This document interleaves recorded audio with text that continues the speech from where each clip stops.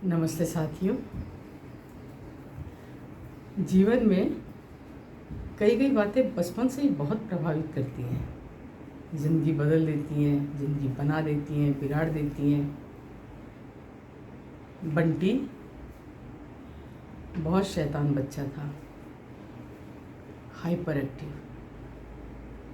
किसी के घर जाता, वहाँ तोड़ा फोड़ी करता, अपने घर तो करता ही रहता था। पेरेंट्स बहुत परेशान थे। सोशल सर्कल उनका लगभग ख़त्म सा हो गया था। सब डरते थे बंटी से। डॉक्टरों को दिखाते थे, डॉक्टर खुद भी खींच जाते थे, कहते थे हाइपर एक्टिव बच्चा है, कभी ठीक होगा, आप संभालो, आपका काम है संभालना, आप ये करो वो करो, बहुत कुछ बताते थे। लेकिन बंटी पे किसी का असर नहीं पड़ता था। किसी ने कहा कि एस्ट्रोलॉजर के पास लेके जाओ, कब तक इसकी दशा होती हैं, महादशा होती हैं, ये होती हैं, वो होती हैं, वो बताएगा।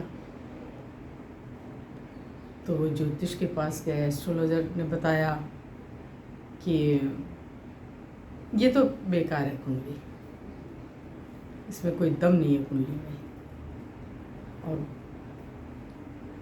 परेशान इतने हो गए, पेरेंट्स इतने परेशान हो गए, निराश होकर घर लौट आए। और भी कुछ कहा होगा, कुछ कई सारी उन्होंने बताते हैं, ये कर लो वो कर लो, किए होंगे। लेकिन बंटी में कोई सुधार नहीं हुआ।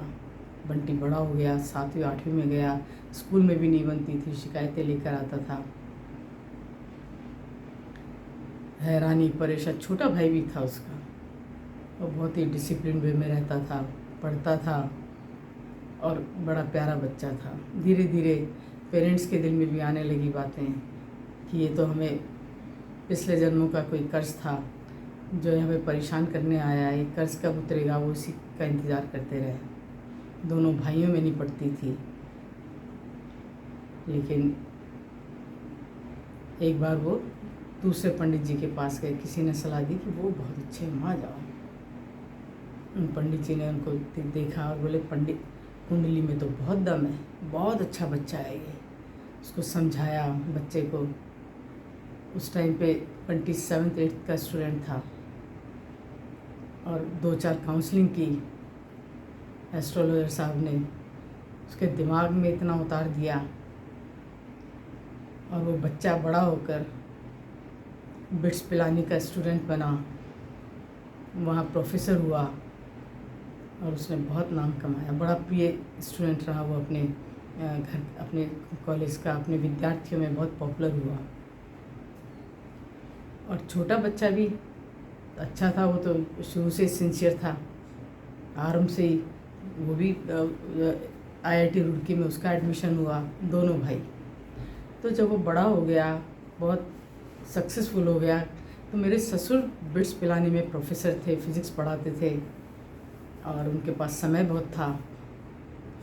वो एस्ट्रोलॉजर भी हुए, वो पेंटिंग बहुत अच्छा करते थे, बहुत कुछ किया करते थे। वो संगीतज्ञ बहुत अच्छे थे, सरोद बजाया करते थे, सरोद वादक हुए। उनके सर्कल में ऐसे ही लोग आया करते थे। ये बालक भी मेरे ससुर का विद्यार्थी रहा। जब बड़ा हो गया तो मेरे ससुर जी से उनका मित्रवत व्यवहार हुआ। और फिर उसने बताया कि बचपन में सब मेरी निंदा करते थे। डॉक्टर, एस्ट्रोलॉजर, मम्मी पापा बहुत ज़्यादा परेशान थे। उनका नेचर बदल गया। मैं समझता था कि मैं तो फालतू ही इंसान हूँ, मैं किसी लायक नहीं हूँ और मैं कुछ नहीं कर सकता ज़िंदगी में। लेकिन जो एस्ट्रोलॉजर जो थे, उन्होंने मेरी ज़िंदगी बदल दी। होता है ना, कई बार डॉक्टर अच्छे नहीं मिलते, भाग्य डॉक्टर बहुतों का इलाज करते होंगे, सब तो उनके फेलवर्स नहीं होते। उनके पेशेंट्स सक्सेसफुल होते हैं, लेकिन कई बार नहीं होता। और कई बार ज्योतिष क्या से क्या कर देते हैं। तो मेरे ससुर जी ने बताया, कोई भी कुंडली, कोई भी जन्मपत्री बेकार नहीं होती, जगाना पड़ता है, अच्छा गुरु मिलना चाहिए। और आज बंटी बहुत प्रिय, काफ़ी उम्र दराज हो चले हैं, लेकिन अभी भी उनके संबंध हैं मेरे परिवार से।